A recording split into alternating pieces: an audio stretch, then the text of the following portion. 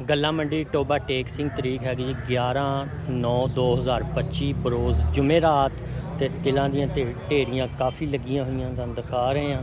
ਅਜੇ ਤੱਕ ਇਹਦਾ ਅੱਜ ਗੱਲਾ ਮੰਡੀ ਟੋਬਾ ਟੇਕ ਸਿੰਘ ਦੇ ਵਿੱਚ ਰੇਟ ਨਹੀਂ ਲੱਗਾ ਤਿਲਾਂ ਦਾ ਤੇ ਮੁਖਤਲਫ ਢੇਰੀਆਂ ਲੱਗੀਆਂ ਹੋਈਆਂ ਤੁਹਾਨੂੰ ਦਿਖਾ ਰਹੇ ਹਾਂ।